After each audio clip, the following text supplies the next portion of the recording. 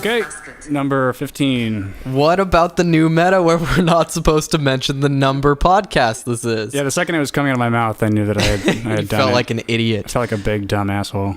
Big stupid bitch. There's something that I want to jump into pretty much immediately. So I think that it's important for all of us to vary what we look at in the news, right? So you and I, as sort of left of center people, it's good for us to watch reasonable conservative outlets that don't make us want to pull our eyes out just to kind of get the other side of the perspective. And the one that I choose to listen to is Ben Shapiro's show. What's unfortunate about Ben Shapiro's show is that the Daily Wire also prominently features two of the biggest faggots I've ever heard on a network. Huge douchebags. Yeah, because Sean doesn't want to use that word. No, I didn't say that. The two giant faggots on Daily Wire are Michael Clavin and Andrew Knowles. And this particular episode is going to be focused almost entirely on Andrew Knowles.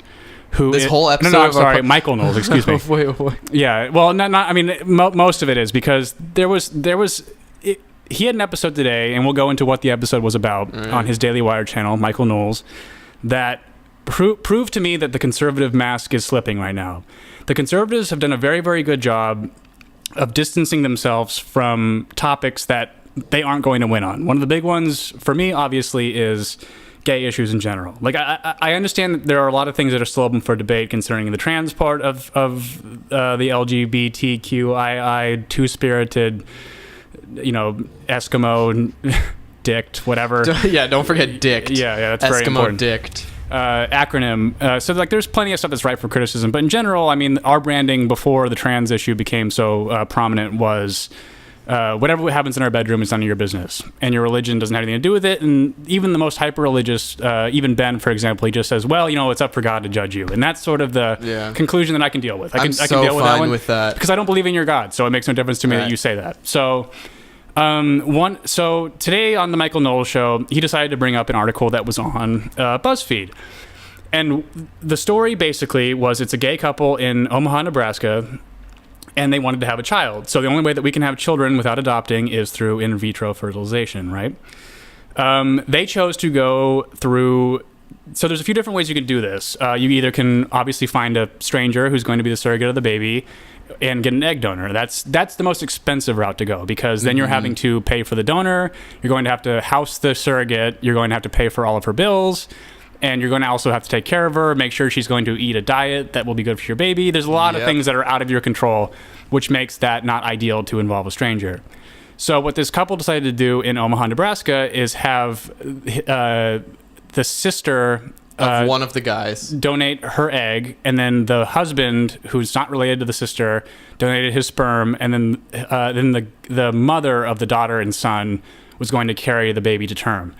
To a lot of people who are listening to this, that's going to sound super unusual, but this is massively common, even in the straight world, because if you can. So a lot of confusion comes up to is like the DNA of the surrogate doesn't matter. None of that gets passed on if they're carrying a different egg. If you're using their egg, it's different. But in this situation where you're carrying a different egg and a different sperm, the fact that you're related to the surrogate doesn't matter at all in terms of the outcome of the baby.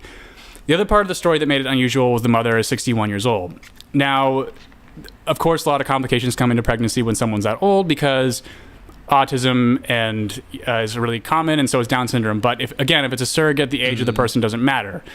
My it lies within the egg we were talking about before. Correct. Yeah. And so in the realm of what's normal, it seems strange to the uninitiated, but this is not unusual. And this is also a really common practice to do it this way with similar family members amongst straight couples if the mother can't have children on her own. So like normally it'll be passed along the family in order to keep it in there, because you save a shitload of money. Also, you trust the people that are going to be handling the baby. They aren't going to steal it. They aren't going to do anything weird. It just takes a lot of the complications out of it. So Michael Knowles today, the giant fucking faggot on Daily Wire, decided to take the opportunity to pretend as if he had never heard of something like this ever happening before in the straight world. And he made the whole segment about how this was how could this psychopathic gay couple participate in borderline incest was the focus he decided to take on his show. And to me, this was the indicator of, look, Trump has been a wild ride. There's a lot of funny things I didn't vote for the man, but I find him massively amusing sometimes, massively annoying sometimes. But in general, he doesn't get under my skin because I don't see him as a true Republican. Not the Republicans I suffered under during the 90s. I see him as a populist who will do whatever, take wherever the wind blows him. But also somebody who doesn't hate gay people. He fucking worked in entertainment. He's got no issue with gay people. But what I'm seeing now is that the Republicans get win after win after win after win because our side, the left, keeps fucking blowing it every single day with something new. Between Jussie Smollett, the Covington thing, the candidates who are running right now, other than Tulsi Gabbard. There's like 25. Yeah, but like identity politics, basically becoming racist now against white people. That's kind of their new thing. It's weird, yeah. You can start to see that a bit more. So it's become a party that I can't really abide anymore. But today I saw that the conservatives also have not decided to change anything about themselves. No. Because Michael Knowles took the opportunity. Michael Knowles is my age, by the way. And again, I want to make a point of that because here's the deal, conservatives. Steven Crowder will never be funny. He'll never not be a dork. He'll never be cool. He'll never be hip, no matter how much he tries to be. And same with Michael Knowles. Michael Knowles will forever be that dweeby Republican kid who made you feel bad about who you are. And he proved it in this episode. That's what he's about. So, what was interesting to me.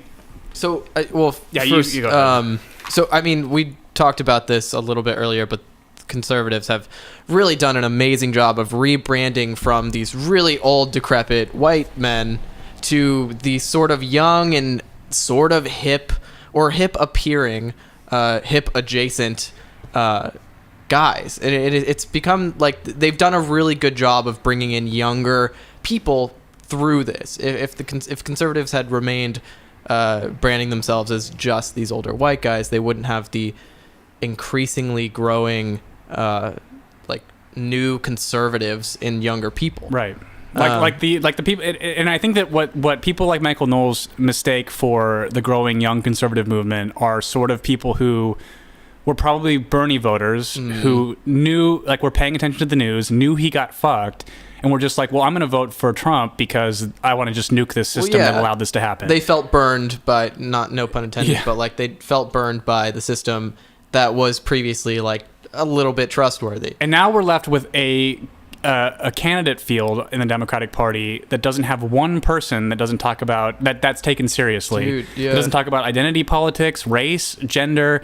They're all so fucking obsessed with this stuff. Yesterday was Equal Pay Day, which we all know the wage gap is a fucking myth. That can be Politico, the most neutral fucking website, has a whole article talking about how that 70 cents to the dollar thing is a lie and it's misleading. It's a total fucking fabrication. And basically all the numbers that you see about how whatever group earns less than whatever group, and it's always white men they put it up to. But the reality is they take out Asian men, which make way more than white men because that doesn't fit the narrative.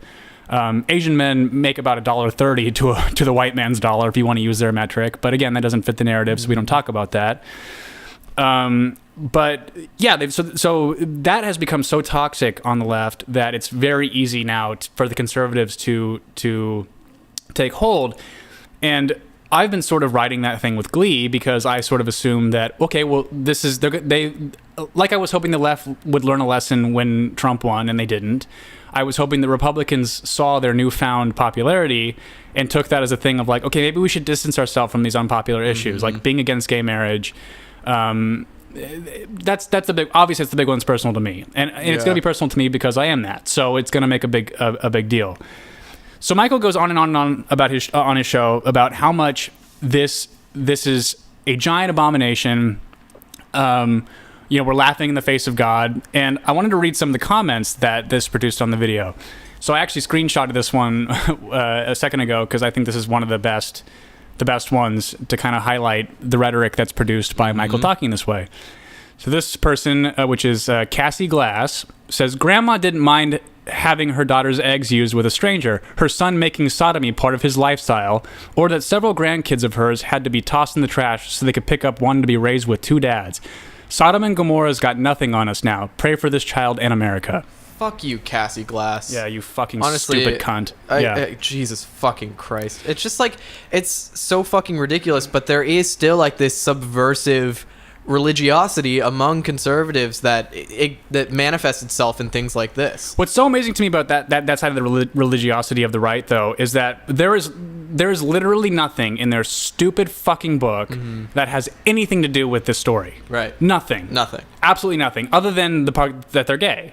So, like, which we already know you don't like that. And also, too, in that same part of Leviticus that you guys love to quote that says, a man shall not lie with a man or else he'll be stoned or whatever the fuck else, it also talks about how you shouldn't be eating shrimp, right, and you shouldn't wear mixed fiber clothing, but you all fucking do that because you're a bunch of fucking hypocrite sinners that don't give a shit about any of this stuff. I mean, like, I'll say this about it. Like, for me, it's a very lukewarm take to say, like, well, you can't pick and choose what to follow from the Bible, but that's so fucking true. You can't just say... You can, because there's good shit in there.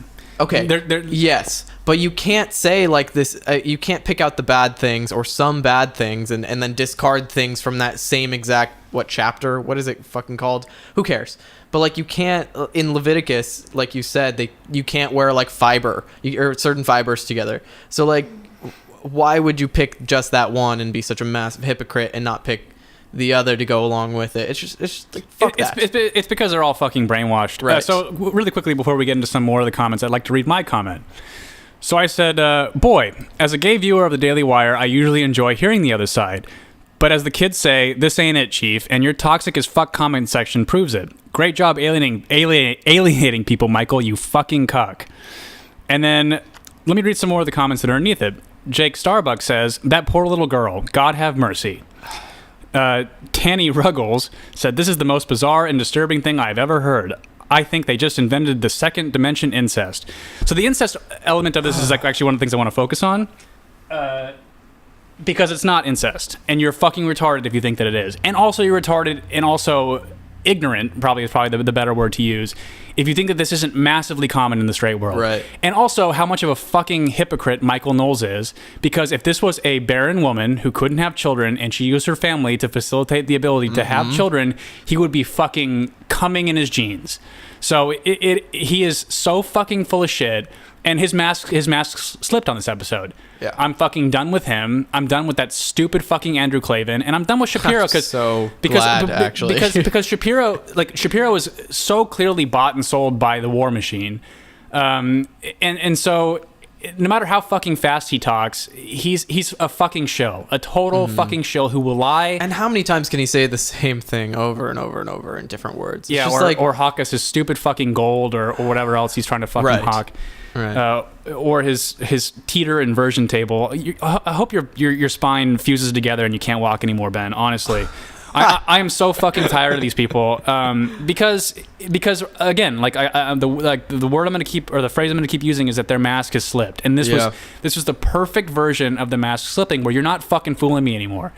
And so look, I think that forever So we're in a complicated time, right? Because Republican and Democrat doesn't mean what it used to mean anymore. Democrats have become super fucking fascist, language policing, deniers of science concerning the trans issue. They're uninterested in like the reality of gender differences. Everything that we have learned in our lifetime and science has advanced, they're uninterested in it now. But Republicans will still forever be dogged down by this stupid horseshit religious ideology that they adhere to, that is equally as dogmatic as the other one that's worth criticizing, which is Islam, which they love to criticize, but they are never willing to look inward at how fucking horseshit their ideology is too. And so I could deal with all of Ben's shit, because Ben, like, so I don't know if did I say the part in the beginning about Ben and why I excuse his smugness? You didn't mention that in the podcast. We just talked about that in person. So Ben's somebody I can give a pass to in terms of him being smug, because I can tell that Ben was somebody who was mercilessly bullied his whole life. And so for him to finally get a win and have this network is something I think that he probably earned, and he's super fucking smart. He went to Harvard at like 16, so I mean the dude is really, really bright. But it's interesting to watch a really, really smart person have no awareness of the world. and so, and also too, like, he's not much older than me, and to watch him capitulate to I don't know, war profiteering or just so I don't know who invests in the Daily Wire, but it clearly has tainted what his views are, but like I could still palate him to a degree. But I have always hated Andrew Klavan. He's like this older guy that does a show on there who has his theme song for his show. If you heard it, it makes you want to you just see red and you want to murder everything around you. And then it always starts with like this smug monologue about how fucking stupid the libtards are. Of course it does. And it's just you start to realize that when they're all saying the same shit over and over again, how fucking hack their position is. Mm-hmm. Very similar to Cenk Uygur of the Young Turks or any. Like I was talking to my pal Chimney Portions on my forum, which is now back, and he was asking us what we wanted this to be because he's one of our cheerleaders, so he says that I don't know how. I love him. Yeah, I do too. How our podcast isn't more popular, and I think that what it is kind of the joke that we've seen the people on Cumtown make is I refuse to brand myself as a political pundit. Right. I am uninterested in telling you. Really where exactly I lie, or the next election I'm not telling anybody on this podcast who I'm voting for, right? Because it's not interesting to me. I would rather just critique culture, and no matter which side of it comes from, that is totally up their own ass, and like Michael Knowles just will fucking lie to fit like a hateful fucking shitty narrative about something that was none of his fucking business. Yeah. I want to give a massive fuck you shout out to the people who commented about the future life of the unborn child that's in like this surrogate. Sorry, I have such a way with words. Just a massive fuck you to the people who are concerned about this baby's life, as if this child would not get enough love from its parents. It's just assuming that this child will somehow be less loved and given into foster care or whatever is such a fucking slap to the face, as if these two gay parents are not jumping through hoops right now to have this child and paying money, $12,000 at least for the transplant of the egg, right, the fertilized egg. It's only that inexpensive because they're doing it the way they're doing it with their family. Yeah. And so if they were to go with a random surrogate, this would be upwards of $100,000. Yeah. I mean, no question. And no normal person can afford that. No.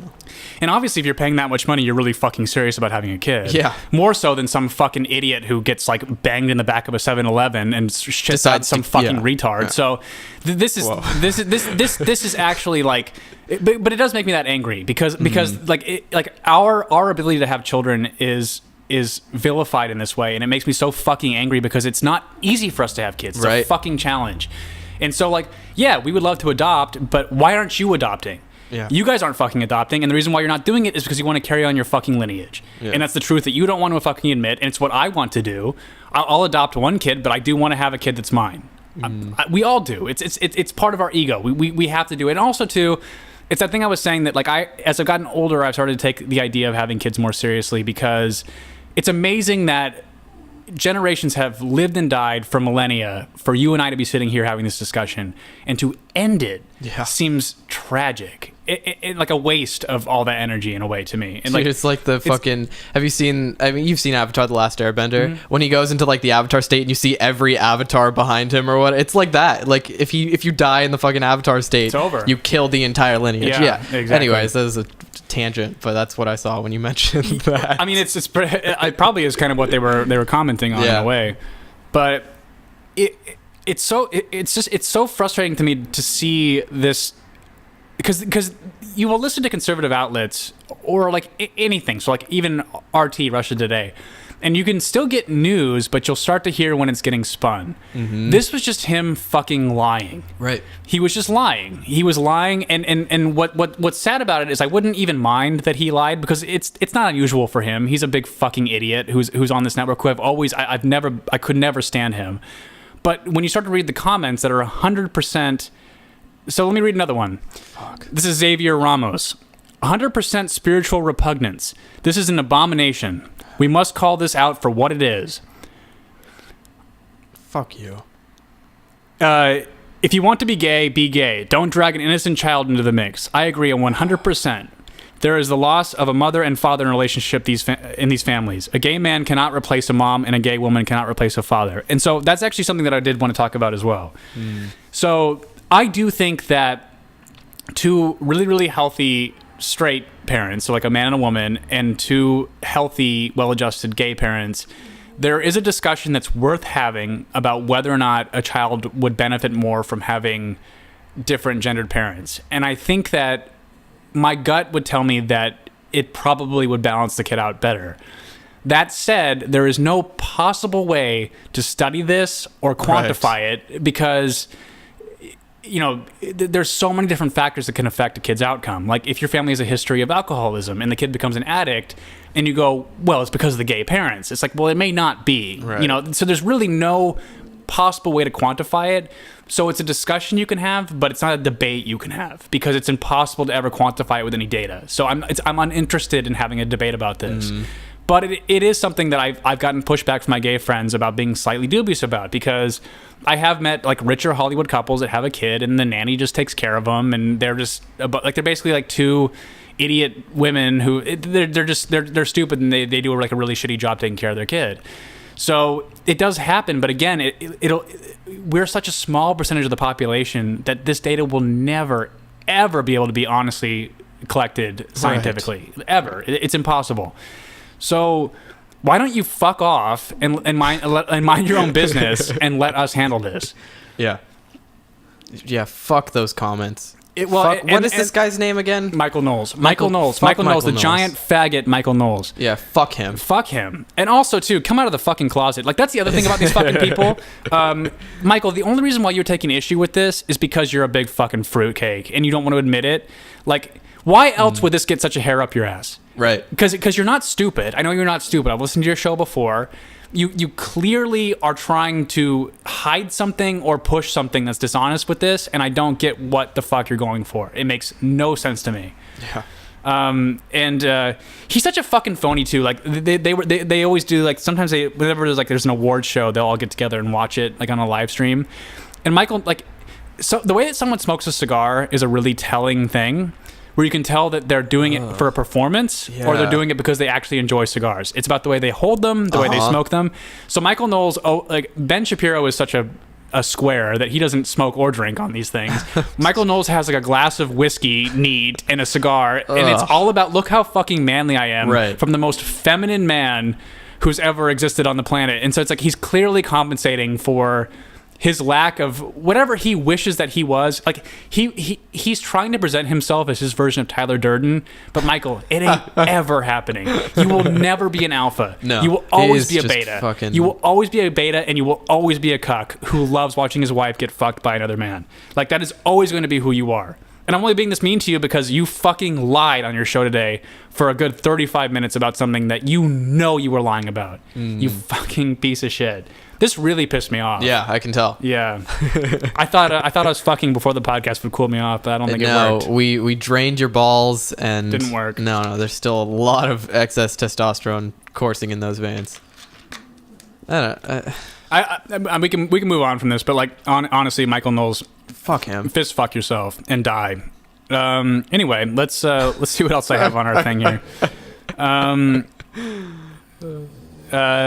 Okay, so I had a question. So it's kind of like speaking along the same lines of this. With everything that's going on in the media, and like Joe Biden's kind of the one I wanted to focus on, does the left want Trump to win? Like, I'm starting to get conspiratorial about it. Well, listen, listen, if we want to jump into conspiracy, I'm all for generating one right now because I think I've made one. Okay. I mean, it's lukewarm, but like, so we've talked about division and how it is profitable. Yes, big time. So how we have CNN and Fox News at each other's necks, but there's a reason for that because their ratings are fucking through the roof because of the division between us. So this common enemy that we've created on the left, this Trump figure, even though it may not be an accurate representation of Trump or whatever, he is the common enemy for the left. Sure. And so he is also for the right, like their god. So we have this division. If, let's say, the DNC really wants Trump to win again, there's an obvious reason for it. It's the money. I mean, the DNC is probably profiting so fucking much off of Trump right now, and like off of all of these politicians who flame Trump, whatever that may be, and maybe the DNC like gets money from CNN. Who fucking knows? But like, they give CNN talking points. That's been proven. Okay, so we already have that. There you go. And also what's been interesting is, so now that this the Russiagate thing has been proven to be an absolute and complete fucking hoax, CNN and MSNBC's ratings have plummeted, absolutely plummeted, and now everyone's tuning into Fox now because no one can find a rational alternative, like somebody like us or whatever. They have to go straight to the right-wing talking heads who are doing the exact same thing, but just a different version of it. And look, like, I know you can't stand him, but I think Tucker... I knew you were going to say his name, because I was going to say his name too. He can be all right sometimes. So I think in recent weeks I've shifted on Tucker in the negative direction. Uh-oh, what happened? He's such a... I can't stand him.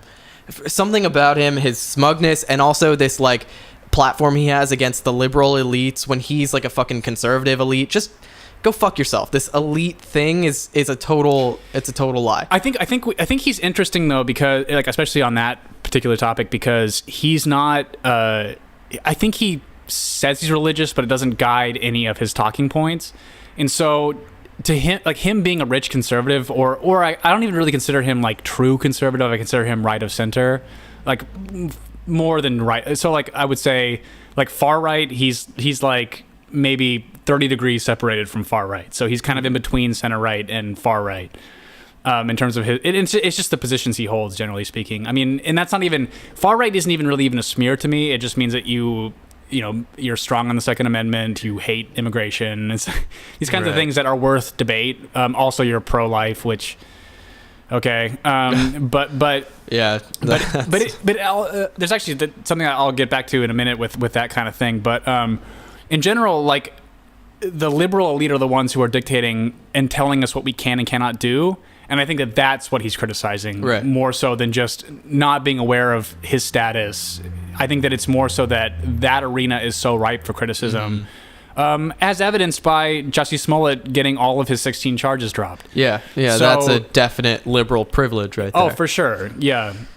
Well, I mean, and again, too, it's like the problem is that I would make it even broader than that. It's class privilege. And one of the biggest cancers of the left right now is they love to talk about race and privilege. It's money. You can be the blackest dude that has ever lived, and if you have $1 billion, your blackness is going to make no fucking difference to your life. I mean, it just is not. So, or a very minute amount compared to somebody who's poor.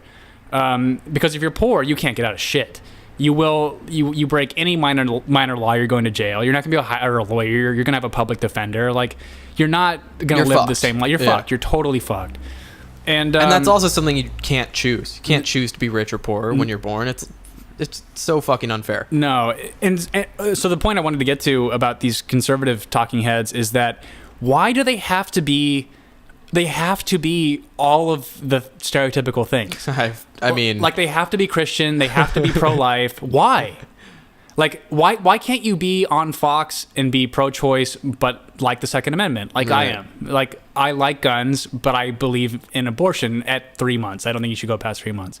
There's no gray area right now. I mean, in these mainstream figures on Fox and on CNN, I mean, you have all of these Fox talking heads aligned with the same thing, and then you have all these CNN talking heads aligned with the same thing. So it's like, I mean, there's no in between. There's not like an in between network right now. So, and of course, like we were saying earlier, it's profitable to be one or the other. Yeah. There's a divide. I just there's no nuance. I think that, like, especially when I had in my notes that does the left want Trump to win, and one of the biggest ones is that the candidate that hasn't even announced he's going to run yet, but has been pushed down our throat, is Joe Biden. And I just watched the Michael Jackson documentary, and sorry, I don't mean to cut you off, but I think actually go right ahead. I know where you're going. No, yeah, what were you gonna say? Well, a new like Me Too thing came out about him. Oh yeah, there's like 4 now. Yeah. So about Joe Biden, we can talk about the Michael Jackson thing a little later on, but like one of the things that it made me realize was that we dismissed so much of the stuff that we just saw in public based on, oh, well, he's an eccentric and he didn't have a childhood and blah, blah, blah. But then you look back on it and you see him holding hands with a kid that's not his for a picture. and you're like, okay, if you're this brazen to do this, it wouldn't surprise me at all that you would do that behind closed doors. You would do something more nefarious. And Joe Biden's the same thing. Like, if he's so fucking out of his mind and brazen to, like, start leaning down and, like, kissing a little girl that's not his, so much so that she's recoiling from how disgusting it is. Yeah. And there's, like, 4 videos like that. And that's just little girls, like, not talking about the adults that he's groping and touching. Right. Can you imagine what he's doing when no one's watching? Right. It has to be crazy. And so the fact that he is the left's best chance, they just want Trump to win. But they'll smear Tulsi Gabbard and call her an Assad toady, and they'll call her, they'll drudge up her anti-gay shit she said like 15 fucking years ago. You know who also did those same things? Obama, the Clintons. Oh yeah, it's of course. Fucking ridiculous. Clinton's the biggest. Hillary's the biggest fucking shitheel on the planet. She didn't support gay marriage until it was convenient for her campaign. I think 2013. Fuck her. That's around the time it became legal. Didn't Obama come out as like in support of gay marriage during his like first term? Oh yeah. He was super anti when he was running. Yeah. Which would have been super helpful to not let Prop 8 pass, but he was too much of a fucking cuck to actually admit that he was into it. So yeah. I just it is like, I forget the wording you just used, but it's like profitable for them to change their stance. Yeah. In those positions. Of course. So. Because they're just fucking liars and cowards, and we don't really have anybody being honest right now, except for like we had Bernie and then we had Tulsi, or we have Tulsi. And one of the tough parts is the only people that are honest in the media are YouTubers and podcasters. They're the only ones. Like, corporate media is completely unreliable now in terms. And I don't know how much more evidence people need. It's like between. I think that Fox has gotten lucky, honestly, in terms of like the left just keeps handing them wins. Yeah, no kidding. And so they were fucking war profiteering shitheads for years and years and years and years and years, and would have Jerry Falwell on to say that gays caused 9/11. Like they were fully that thing. They were the Michael Knowles network. But now they've managed to reel it back intelligently, because they just let MSNBC and Rachel fucking Maddow just implode on her own fucking show and become a psychopath over this Russia thing that we all knew was, if you had any brain and you just read about it for like a second, you would be like, if this was treason, this would have gotten the guy out in 6 months. Yeah. There's no way, because people want to compare it to Watergate, and I think I said this on the last podcast. It ain't the fucking same. It's not even close. The idea of colluding with a foreign government is so beyond wiretapping a hotel room. It is so different. And so it was such a sensational idea that I'm like, okay, if this is real, which I was dubious even when it first came out, this is going to break really quickly. And when it started to just nothing was happening, and everybody who got indicted were on crimes that had nothing to do with what they were after the president for, I'm like, okay, this is going to end up being horseshit, and it's going to be a massive disappointment. But they kept fucking towing that line for almost 2.5 years, to the point now to where they are completely discredited. So there is no mainstream left outlet that hasn't completely destroyed their reputation. Right. Between that, Jussie Smollett, the Covington hoax. It has been a fucked up year. Yeah. A year and a half, whatever. We have lost so many fucking battles. It's just such irresponsible use of this platform. Yeah. So all of these people calling to punch the Covington kid in the face. Yep. Calling the Smollett thing a hate crime within the first 30 seconds of it breaking. All of these things have just been major losses, and it's very disappointing and disheartening. Well, you know, it's interesting though. I mean, I guess the one positive was something that happened today, which was that story that I sent you about the roller rink that we went to in San Francisco, the one that was inside the church, the converted church. Yeah. And the person who apparently, this MAGA hat wearing pirate, literally they said he was dressed like a pirate who had a sword that slashed a gay person outside of this roller rink that you and I have been to in San Francisco. But I was at the gym today, and not one of the networks was talking about it. Really? Yes. And so I think that weird. They are waiting on this one finally to see what the hell is actually going on. Yeah. Because I bet you the likelihood is that he wasn't wearing a MAGA hat. Right. Probably just some fucking like you and I were just in San Francisco. We went to this roller rink while we were there. Yeah. the streets there are littered with crazy people. Yeah, They're absolutely everywhere. they are. There's human shit and needles and homeless people and crazies fucking everywhere. The like certain like so we were in first we were in, is it called the Debuse Triangle? That's where we were first. I forget now. That's kind of how it's. I don't know if I'm pronouncing it right, but that's where we were first. Dubose. That area was really nice, but the Mission, when we were walking with my friend, it started to get worse and worse and worse and worse every block that we went, and so. And then, like, I haven't been to the Tenderloin in many years, but when I was there last, it was just a total fucking shithole. And so, it would not surprise me at all that some crazy dressed as a pirate would have a sword and attack people. I'm surprised you stressed at all. Yeah, no, me too, seriously. So, but it was my point of that is that the positive was to see that there were some local news stations that were reporting on it, obviously, which is why I sent you the article from ABC, whatever, San Francisco, but no major news outlet was even touching that story today. Not one. I'm glad. Yeah. They should wait. They should wait. Yeah, especially because it's like the rogue MAGA people in the most liberal fucking cities on the planet. It's like, what do you? Come on. Weird, yeah. Like, San Francisco is not MAGA friendly at all. Everyone has those fucking stupid virtue signaling, hate has no home here signs. That who likes hate? Nobody likes hate. Like, who the fuck are you signaling to? It's so stupid, man. And so, hey, to be fair, we only saw a couple of those signs when we were in San Francisco walking around. I think we saw 2, Jordan. Yeah, maybe I was paying I think more you're attention. Over-exaggerating. But I mean, the whole fucking... I mean, you know how the whole fucking city is. Yeah, of course.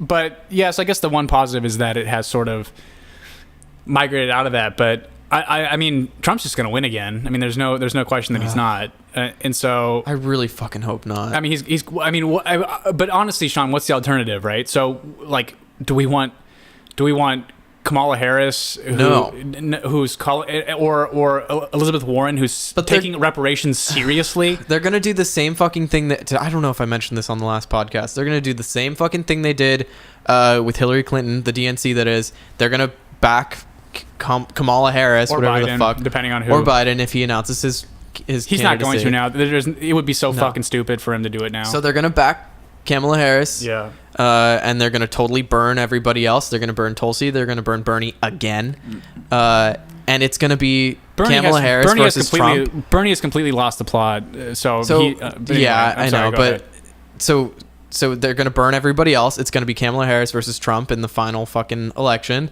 or the final debates. And same thing is going to happen. She's going to blow it because she has horrible fucking PR and horrible, like, counseling for her candidacy or whatever. She's gonna blow it exactly the same way that Clinton did, and that'll be that. We'll get Trump because again. She's not a compelling figure, and she doesn't have any positions that are interesting or unique. The people that actually have positions that are interesting and unique, which is Andrew Yang with his freedom dividend, which is a really smart rebranding of universal basic income. I love that rebranding. It's smart. Feels so fucking good. It's very smart. And I am dubious of how helpful that would actually be, but I'm willing to give it a shot. And he does do a pretty good job of laying out how it would be paid for. Yes. And it's interesting too, because speaking of the Daily Wire, that network that faggot Michael Knowles is on, Andrew Yang did a episode on Ben Shapiro's thing called The Sunday Special, which is just him interviewing somebody, and Andrew Yang went on Daily Wire, which to me is what every Democratic candidate should be doing. Jesus. You fucking idiots. Like, go talk to these people. If you have a better position, go on Rogan. Like, do what Tulsi Andrew Yang did. Go on Rogan. It's the smartest. Like, more people watch Rogan than watch CNN. Like, don't be like, he will have you on. Like, this is how you win. Yep. Like, this is how you appeal to the people that will, like, the young people that will vote for you. Mm-hmm. This is what you do. And also the other guy who he entered the race kind of recently, which is Pete Buttigieg, I think is how you say his name, but he's openly gay. He was a mayor of some town in Indiana. The problem with him is that his website has, like Beto O'Rourke, has no fucking positions. So I don't know what he stands for at all. But I respect him. I have a tepid respect for him because he's done several interviews where people bring up him being gay, and he goes, I don't want to talk about that. Uninteresting. Not a part of my candidacy. Which that is what every person in a minority group should be doing in America today. It's like, this shit is not important. Like, there is real shit going on that goes beyond this particular issue, and that's what they should be focused on. But I think Ben Shapiro is going to have him on as well, which, again, Great. smart. Everybody Yeah. go do this. Like, because UBI is universal basic income is something that hasn't been tried. So there's no, well, I mean, not in America anyway. I mean, it's interesting because there are a few Scandinavian countries that have tried it. I think Sweden has some form of it. I'm not really sure. But my buddy who's married to a Swedish person says that even with having that sort of government assistance, people still have this desire to work because it's a shame if you're not working. Yeah. I don't think that would function the same in America because there are a lot of fucking lazy people here and also a lot of fucking people. And it's a much larger scale. A massive we have scale. A huge amount of people compared to Sweden. Yeah. And so I don't really know. But again, it's like I'm willing to give more so than the idea of just giving out free money. Automation is coming. And it is going to change the landscape of everything. I think 40% of jobs in America are driving jobs. So between trucking, Uber, whatever else, They're going to disappear. they're all going to be gone, all of them. And so, in I think at least the next 10 years, because the amount of savings that trucking companies will have are in the hundreds of billions and billions and billions of dollars. So, of course, they're going to implement this technology immediately, as soon as they can, from like an insurance regulatory standpoint. So we're there, man. And like the landscape is going to change massively and these people won't have jobs and they're also not qualified to do anything. So I don't really know, but, and at the same time, it's like this idea of, the conservatives love to say, well, so the left will say people that work at McDonald's need to be making more money. And then the right goes, well, this shouldn't be you shouldn't raise a family on a salary from McDonald's. But they fail to admit the reality, which is that I would say a good 300 million people in this country are literally too stupid to do anything else. They are helpless. Like IQ is a huge determining factor in your success in life. And most people aren't blessed with these things. And there are so many different things that like allow you to be successful in society that most people do not possess in America. And so, also another thing that you cannot choose when you're born. No. It's something that you are stuck with. yeah. Like poverty. Yep. You know. But I mean, that's like one of the biggest things is like, so one of the largest determining factors in poverty is finishing high school, not having children before you finish high school, and your family being intact. But most people, the family being intact, most marriages end in divorce. Finishing high school, most people are unable to do that, not because they don't try hard enough, like the Republicans love to say. It's because they're too fucking stupid to do it. And also, the school system is this archaic, not catering to anybody's abilities institution. There's actually something I want to get into to probably close it out. Sure. So remind me. But there is no hope for these people if we don't have some sort of safety net for them. I really don't think that they can make it in society, because my ability to have this discussion with you and captivate, or like at least hold someone's attention, is a skill that most people don't have. And every job or a good thing that's ever happened to me in my life is my ability to communicate with people. And so if I didn't have this ability, I'm not really sure where I would be. I would be fucked, totally fucked. So, yeah. I think I'm somewhere on the...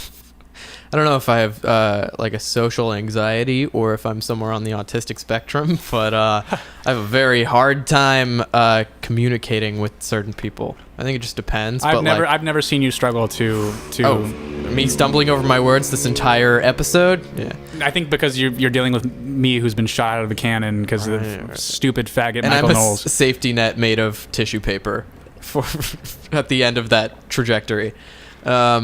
But like my first day at my new job, I was talking with my supervisor. I just could not fucking form a sentence. I was like, I'm just gonna do what you need me to do here. Were you nervous? Oh, I was so fucking nervous. Yeah, and that's different. I mean, I've definitely gotten tongue-tied over either having like kind of anxiety or I'm worked up about something, and it's harder for me to spit out words the way that I'd like to. Let's go into the what are we at right now? We're at 45 minutes. Do you want to talk about education? Yeah, so I was thinking about it because I was listening to something today. It was it's so crazy how fast the news cycle works. But we never talked about this. Lori Loughlin and did we talk about this? Like two the college episodes scandals? ago, I Did think? we really focus on it?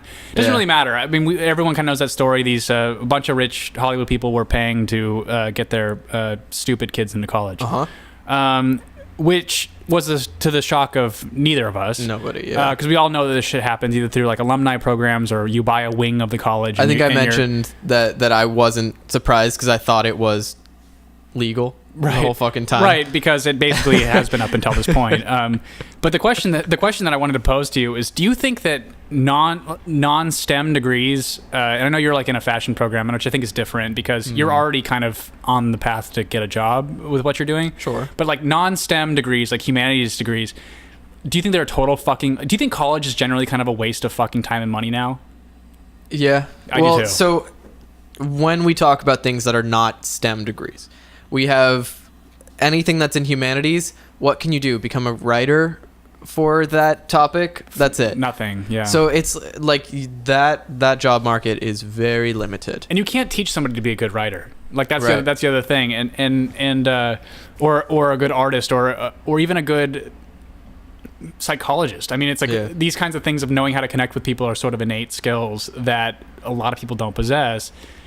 And so I was and the thing that I was listening to, they're talking about the most expensive colleges that exist, and Columbia, I think, was at the top of the list, with $60,000 a semester.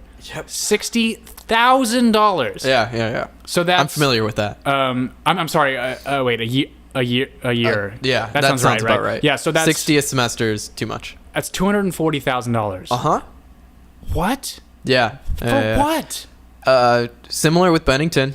It was nearly 60,000. It was like 58,000, I think, when I went there.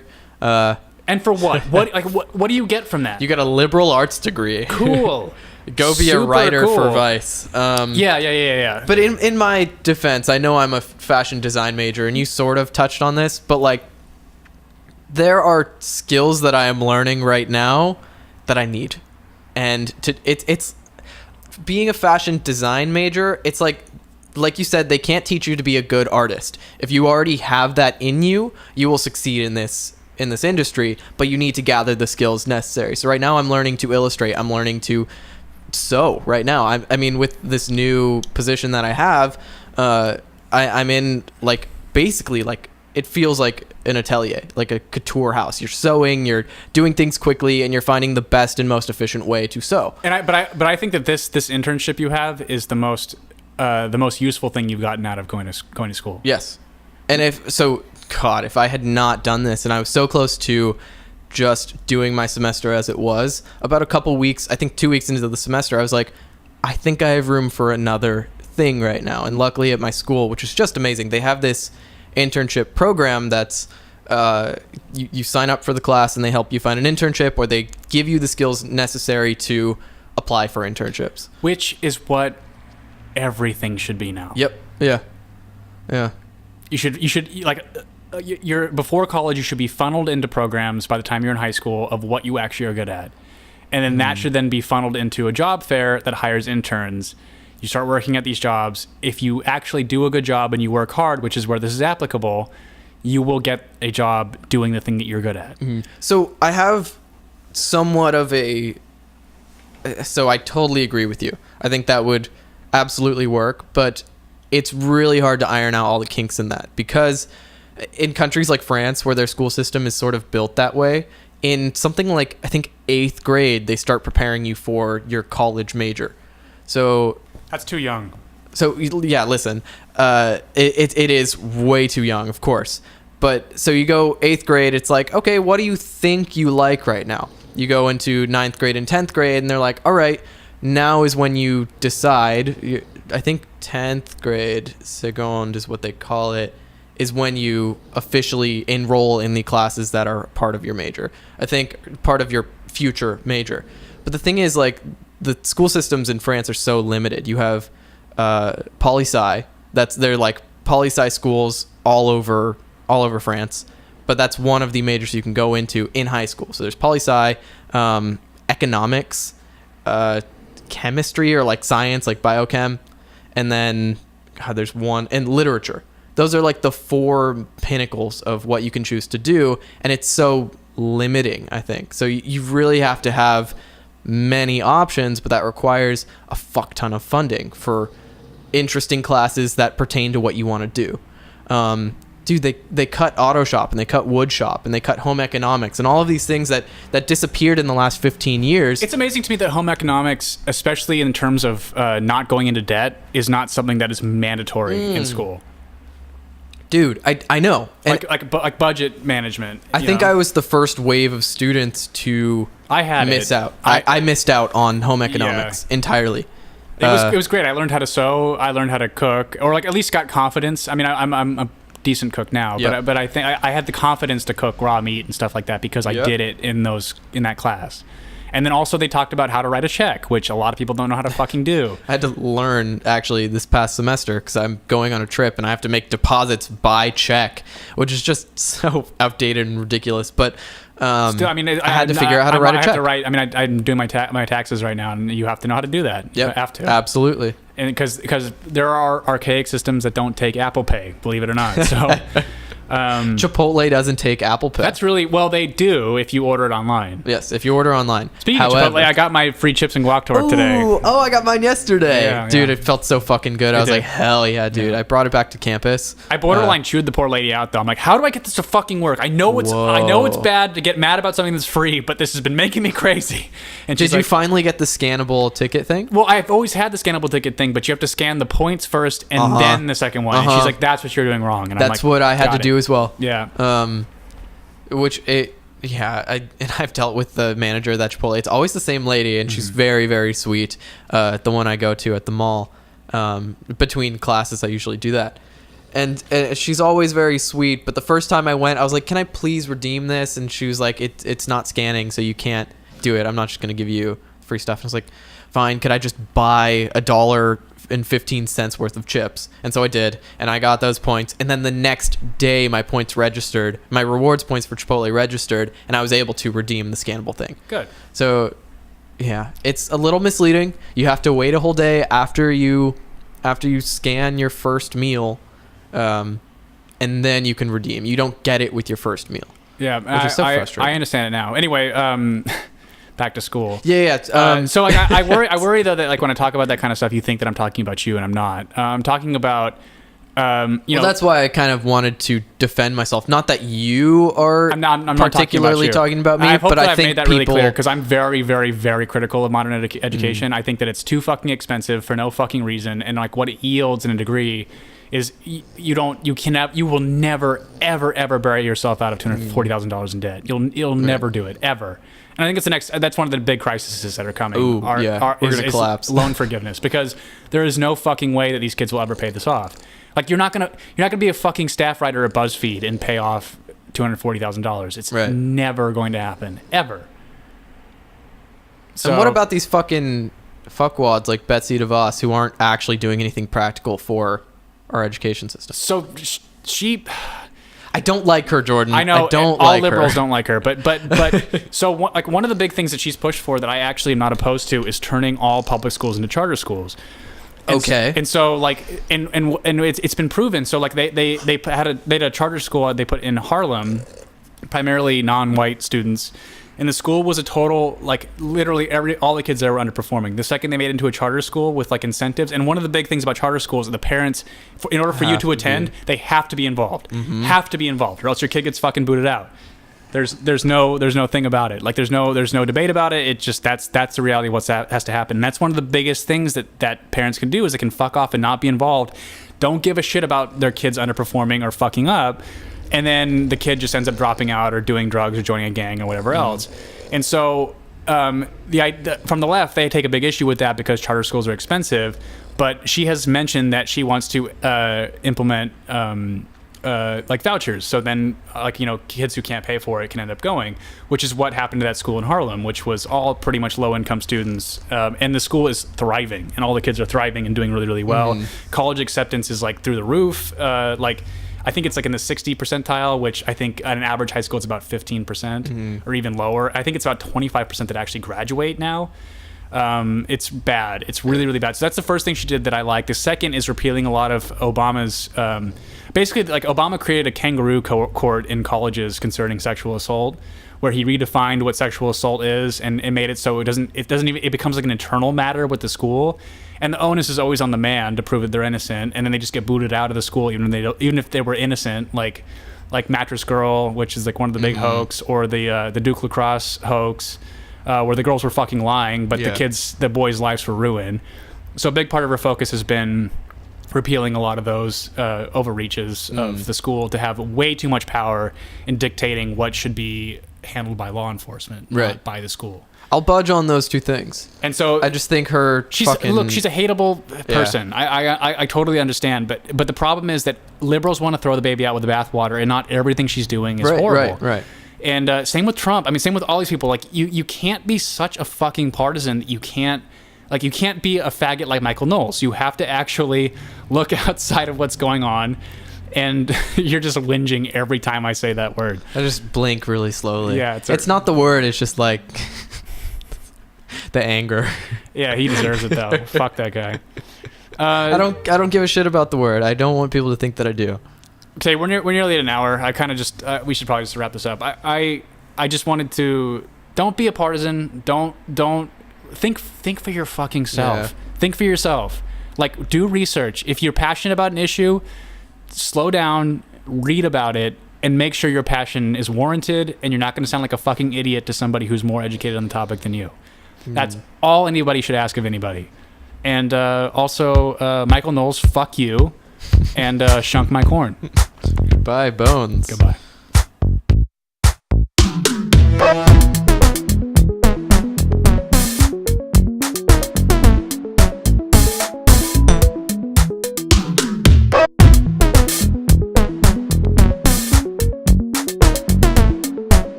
Basket.